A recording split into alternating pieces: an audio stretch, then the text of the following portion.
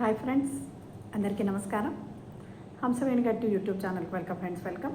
ఇంతవరకు ఎవరైనా నా ఛానల్ని సబ్స్క్రైబ్ చేసుకోకపోతే please subscribe my channel friends. అలాగే మీకు నచ్చినట్లయితే మీ ఫ్రెండ్స్కి రిలేటివ్స్కి తప్పకుండా షేర్ చేయండి ఫ్రెండ్స్. మరి ఈరోజు మనం క్వాంటమ్ జంపింగ్స్ దీన్ని ప్రాక్టీస్ ఎలా చేయాలి అనే విషయాన్ని తెలుసుకుందాం ఫ్రెండ్స్.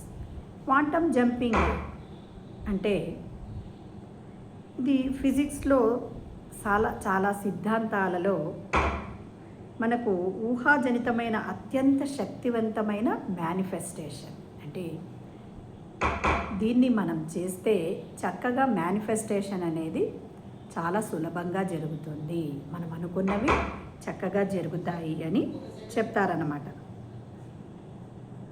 ఈ సమాంతర విశ్వాలు మరి అనేక విశ్వాలు అనేవి మనము ఈ పదాలని ఎక్కువగా వింటూ ఉన్నాం ఇప్పుడు. అంటే మనము ఒకటి ఇక్కడ తెలుసుకోవచ్చు ఫ్రెండ్స్, ఈ సమాంతర విశ్వాలు అంటే మనకు ఈ విశ్వంలో ఎలా కొన్ని భౌతిక నియమాలు అనేవి ఉంటాయో ఆ సమాంతర విశ్వాలలో కూడా ఇలాంటి భౌతిక నియమాలే ఉంటాయి. అలాగే అంటారు కదా, మనం ఎలా ఉన్నామో 7 మనలాగే ఉంటారు అని. అలా ఉంటారన్నమాట. ఎలా మనము ఇప్పుడు చూడండి, నేను ఆరోగ్యం కావాలి అని అనుకుంటూ ఉన్నాను అనుకోండి. అక్కడ కూడా అంటే ఇప్పుడు నేను ఇక్కడ చాలా ఆరోగ్యంగా ఉండాలి, దృఢంగా ఉండాలి, నేను ఎటువంటి పనినైనా చేయగల స్థితిలో ఉండాలి అని నేను అనుకుంటాను. అంటే ఇక్కడ నాకు అలాంటి ఆరోగ్యం లేదు, నేను దాన్ని కావాలి అని అనుకుంటూ ఉన్నాను. ఆ సమాంతర విశ్వాలలో ఎలా ఉంటుంది అంటే ఫ్రెండ్స్, సమాంతర విశ్వాలలో కూడా ఇప్పుడు ఇటువంటి నాలాంటి వాళ్ళు అన్నాను కదా ఉంటారు. ఇక్కడ నేనేమి ఇక్కడ ఆరోగ్యము సరిగా ఉండాలి, నేను ఏ పనినైనా చేయగల స్థితిలో ఉండాలి అని నేను అనుకుంటూ ఉన్నాను. కానీ అక్కడ వాళ్ళు ఎలా ఉంటారంటే వాళ్ళు చక్కని ఆరోగ్యంతో, దృఢమైన శరీరంతో, మంచి ధైర్యంతో ఎటువంటి పనినైనా చేయగల స్థితిలో ఉంటారన్నమాట. ఎవరు అక్కడ ఉన్న వాళ్ళు, ఎవరు నాలాగా ఉన్న వాళ్ళు. అంటే ఇక్కడ మనం ఇంకొకటి విషయం ఏమర్థం చేసుకోవాలంటే, ఇక్కడ మన భౌతిక ప్రపంచం ఈ భౌతిక ప్రపంచం అలాంటిదే అక్కడ కూడా సమాంతరంగా విశ్వాలు ఉన్నాయి అన్నాము. అంటే ఇక్కడ ఒక రితం ఉండొచ్చు, అక్కడ ఒక రితం ఉండొచ్చు, ఇక్కడ ఒక పౌనఃపుణ్యం ఉంటుంది. ఇప్పుడు మనమే తీసుకోండి, మనకు ఒక రకమైన పౌనఃపుణ్యాన్ని మనం కలిగి ఉంటాం. అక్కడ వాళ్ళు హెల్తీగా ఉన్నారు అంటే వాళ్ళ పౌనఃపుణ్యం వేరుగా ఉంటుంది, వాళ్ళ రితము వేరుగా ఉంటుంది. అంటే ఒక ఎగ్జాంపుల్కి మనం ఒక టెంపుల్ని తీసుకున్నాం అనుకోండి, దాని పౌనఃపుణ్యము వేరుగా ఉంటుంది. అదే జైలు తీసుకున్నాం అనుకోండి, దాని పౌనఃపుణ్యము దాని రితము ఎలా ఉంటుంది, వేరుగా ఉంటాయి. అంటే ఇక్కడ ఇప్పుడు నేను నాది చెప్పినట్లే ఉదాహరణకి ఇప్పుడు చూడండి, గోపి అనే అతను ఇక్కడున్నాడు అని అనుకుందాం. ఈ సమాంతర విశ్వంలో అతనేమి నాకు అంటే ఇక్కడ అతను చాలా పూర్గా ఉన్నాడు, కానీ నేను చక్కని అంటే ఆ గోపి అనే అతను నేను మంచి డబ్బుతో, సంపద సమృద్ధితో ఉంటూ మంచి హెల్తీగా ఇతరులకు కూడా హెల్ప్ చేసే విధంగా నేను అష్టైశ్వర్యాలతో చాలా బాగా ఉండాలి అని అతని సంకల్పం. అక్కడ మనం అనుకున్నాం కదా, సమాంతర విశ్వాలలో ఆ గోపి అనే అతను ఎలా ఉన్నాడు అంటే అక్కడ చక్కని సంపదతో, మరి కావాలనుకున్నట్లు అందరికీ హెల్ప్ చేసే నేచర్తో, అష్టైశ్వర్యాలతో తులతూగుతూ ఉన్నాడు. అంటే రితం పౌనఃపుణ్య స్థితి వేరుగా ఉన్నది. ఇక్కడ ఉన్న ఈ గోపి, అక్కడ ఉన్న ఆ గోపి యొక్క పౌనఃపుణ్య స్థితి మార్పులో ఉన్నది. కాబట్టి అందుకనే మనము ఈ క్వాంటమ్ జంపింగ్ ద్వారా మేనిఫెస్టేషన్ మనము అనుకున్నది ఎలా సాధించవచ్చు అంటే ఈ విధంగా దీనినే క్వాంటమ్ జంపింగ్ అంటారు. అంటే ఇక్కడ ఈ క్వాంటమ్ జంపింగు అన్నప్పుడు అంటే ఇక్కడ నాలాంటి వాళ్ళే ఇంకొకరు కూడా ఉంటారు అన్నాను కదా ఫ్రెండ్స్. వాళ్ళని ఏమంటారంటే భావనాత్మక కవల అని అంటారు. ఏమంటారంటే భావనాత్మక కవల అని అంటారనమాట. అంటే ఇక్కడ నేను ఎలా అనుభూతి చెందుతూ ఉన్నానో అక్కడ ఇంకొక రకంగా వాళ్ళు అనుభూతి చెందుతూ ఉంటారు. వాళ్ళ లయ అంటే ఇక్కడ భావనాత్మక కవల అని అంటారు ఫస్ట్ది. మరి రెండవది లయ ఎలా ఉంటుంది? రితం అంటే ప్రతి ఒక్క దాని చుట్టూ ఒక పౌనఃపున్యం ఉంటుంది, ఒక ఎనర్జీ లెవెల్. అలాగే ఇక్కడ ఒక రకంగా ఉంటుంది, అక్కడ వాళ్ళకు ఒక రకంగా ఉంటుంది. రితం కూడా వేరుగా ఉంటుంది. బుద్ధి కలిగిన వాళ్ళ రితమేమో ఒక రకంగా ఉంటుంది, బుద్ధి లేని వాళ్ళ రితం ఇంకో రకంగా ఉంటుంది. అలాగే ధ్యాన స్థితి అంటే ఈ జంపింగ్ అనే దానిని మనము ధ్యాన స్థితిలో మార్పు చెందుకోవచ్చు అనమాట. అంటే మనము ధ్యానంలో ఆ భావనాత్మక కవలలను చేరుకోవటం ద్వారా ఆ ప్రకంపనా స్థితిని మనము మన దగ్గరికి తెచ్చుకోవడం ద్వారా అంటే అక్కడ ఉన్న పౌనఃపున్యాన్ని మనం ఇక్కడికి జంపింగ్, అందుకనే జంపింగ్ అన్నారు. అక్కడ ఉన్న దానిని మనం ఇక్కడికి తెచ్చుకోవడం ద్వారా మనము ఆరోగ్యాన్ని లేదా అష్టైశ్వర్యాలను మనం ఏదనుకున్నామో దానిని మనము సిద్ధించుకోవచ్చు. ఇక్కడ చూడండి ఏం చెప్పారంటే క్వాంటమ్ జంపింగ్ ప్రక్రియ శక్తివంతమైనది, తక్షణం మార్పును సంభవింపజేస్తుంది. కాబట్టి దానికి తగినట్లు మన మానసిక సంసిద్ధత, లోతైన ధ్యాన స్థితిని అలవర్చుకోవాలి. ఆల్ఫా స్టేట్లో ధ్యానం ఉండాలి, ఎటువంటి ఆలోచన ఉండకూడదు, నమ్మకం ఉండాలి, విశ్వాసం ఉండాలి ఫ్రెండ్స్. మరి అది మనం తెలుసుకోవాలి ఫస్ట్. అలాగే మరి స్థలం కూడా ఎలా ఉండాలి అంటే ఒకే రకమైన టైంలో మనం ధ్యానం చేస్తూ ఉంటే త్వరగా ఆ ధ్యాన స్థితికి మనం చేరుకుంటాం. అది నాలుగవది. ఐదవది ఏమో ట్విన్ సెల్వ్స్ అంటే మనం ఎంపికలు చేసుకోవటం.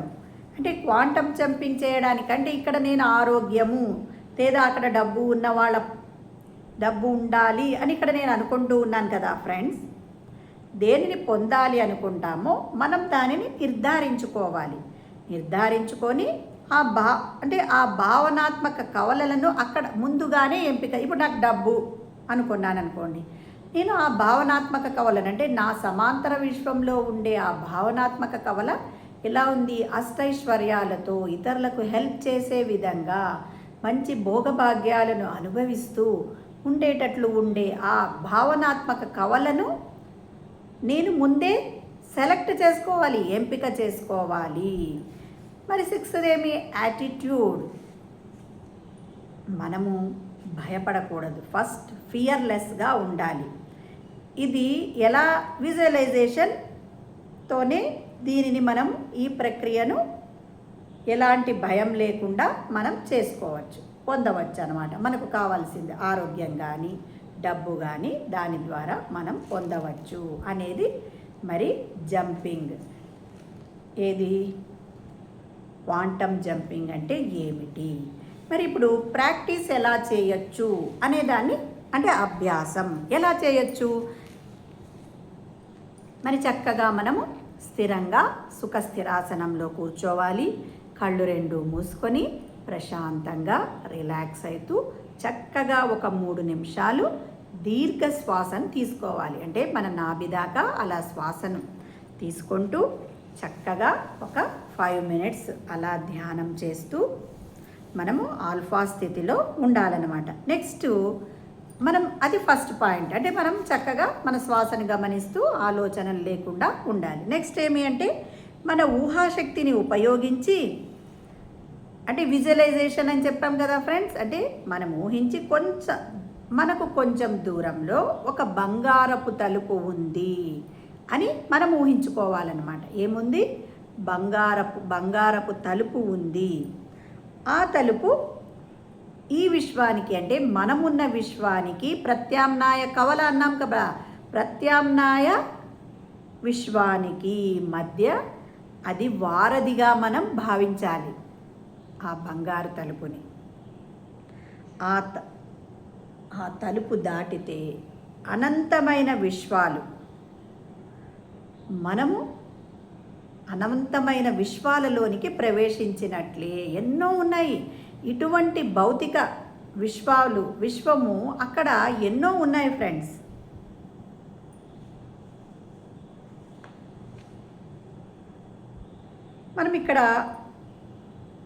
మనం స్పష్టంగా ఎంపిక చేసుకున్న లక్ష్యాలు అంటే డబ్బు కానీ, సంపద కానీ, లేదా ఆధ్యాత్మికంగా ఎదగాలని కానీ, చక్కగా ధ్యాన ప్రచారం అంటే మనం ఏమనుకున్నామో ఆ లక్ష్యానికి, ఆ కోరికకు అనుగుణంగా మన భావనాత్మక కవలలతో అనుసంధానం అవుతున్నాము అని ఊహాశక్తితో దృఢంగా అనుభూతి చెందాలి. ఫస్ట్ ధ్యాన స్థితిలో ధ్యానంలో ఉండాలి. నెక్స్ట్ ఏమో ఒక బంగారు తలుపు, అవతలవేమో ఏముంది మరి మల్టీ డైమెన్షన్స్ ఉన్నాయి, అనేక మితుల డైమెన్షన్స్ అంటే వేరే భావనాత్మక ప్రపంచాలు. అక్కడ ఉన్న మనము ఏదైతే లక్ష్యం ఉందో ఆ లక్ష్యాలతో కూడుకున్న దానికి మనము అనుసంధానమై అంటే వాటితో అనుసంధానం అవుతున్నామని మన ఊహాశక్తితో దృఢంగా అనుభూతి చెందాలి. అంటే ఫీలింగ్ అంటే అలా అనుభూతి చెందినట్లు, వాళ్ళని కలుసుకున్నట్లు. ఇక్కడ నేను హెల్త్ అనుకున్నాను అనుకోండి, అతను మంచి హెల్త్తో కూడుకొని చాలా చక్కని దృఢంగా ఎటువంటి పని అయినా చేసుకునేటట్టు ఉన్న నా భావనాత్మక కవలతో నేను అనుసంధానమయ్యాను అని చక్కగా అనుభూతి చెందాలి, ఫీల్ కావాలి ఫ్రెండ్స్. మూడవదేమి, ఆ బంగారపు తలుపు ఒకానొక సమాంతర విశ్వంలో ఉన్న భావనాత్మక కవలతో అనుసంధానం అయ్యారు. అంటే అక్కడ అనుసంధానమైనట్లు ఫీల్ కమ్మన్నారు. నెక్స్ట్ ఏమి, అనుసంధానం అయిపోయాము. మన ఊహాశక్తితో మనలాగే ఉన్న, మనము కోరుకున్న విధంగా ఉండే మన భావనాత్మక కవలను మనం చూస్తున్నాము. చూడండి, అక్కడ కవలతో అనుసంధానమైనట్లు ఫీల్ అయినాము. నెక్స్ట్ అనుసంధానం అయ్యాము, వాళ్ళని చూస్తూ ఉన్నాము, మన భావనాత్మక కవలను.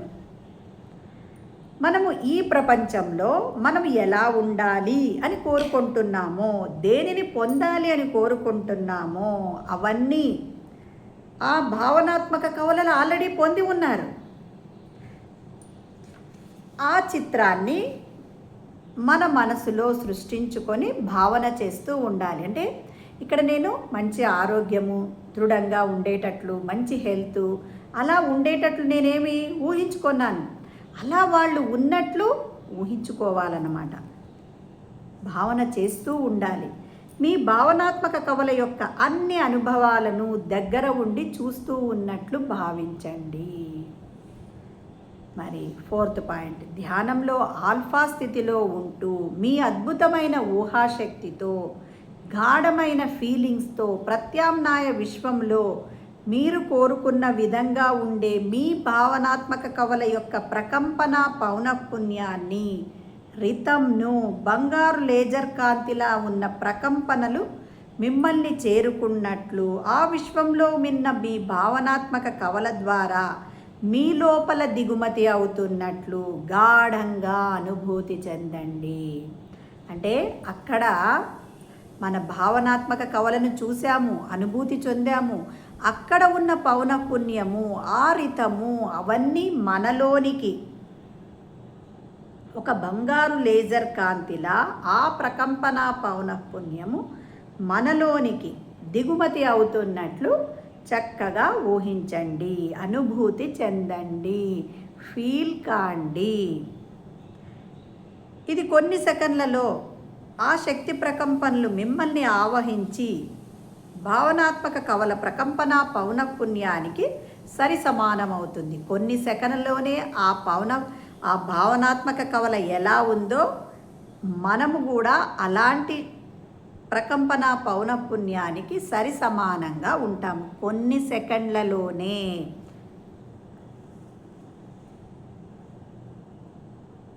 అంటే ఒక అద్భుతంలాగా తక్షణం సంభవిస్తుంది ఇది. ప్రస్తుతం మనం ఉంటున్న ప్రపంచంలో మనము కోరుకున్న విధంగా మన వాస్తవాలు, అనుభవాలు సృష్టింపబడతాయి. అంటే ఇక్కడ ఈ ప్రపంచంలో నేను చక్కని దృఢమైన ఆరోగ్యంతో ఏ పనైనా చేస్తూ ఉన్నట్లు నేను తయారవుతాను ఈ ప్రపంచంలో. ఇక్కడ ఉన్న ఈ భౌతిక ప్రపంచంలో నేను అలా తయారవుతాను.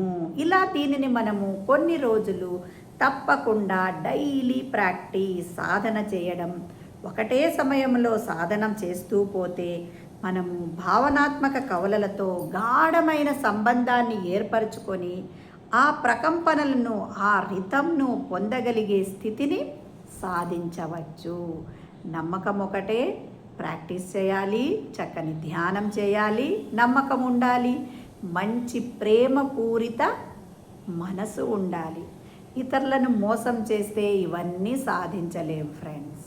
మరి థ్యాంక్ యూ సో మచ్. మరి అలాగే ధ్యానం ఎలా చేయాలి ప్రతి ఆడియోలో వీడియోలో మనం చెప్పుకుంటూ ఉన్నాం కదా ఫ్రెండ్స్. చక్కగా సుఖస్థిరాసనంలో కూర్చోవాలి. మరి పైన కూర్చున్న వాళ్ళైతే కాళ్ళు రెండు క్రాస్ చేసుకోండి, వేళ్ళలో వేళ్ళు పెట్టుకోండి, కళ్ళు రెండు సుతారంగా మూసుకోండి, అద్దాలుంటే పక్కన పెట్టేయండి. మీ సహజమైన శ్వాసను గమనించండి. అలా గమనిస్తూ ఉంటే మనము నిశ్చల స్థితికి, ఆలోచన రహిత స్థితికి చేరుకుంటాం ఫ్రెండ్స్. అదే ధ్యాన స్థితి. Thank you.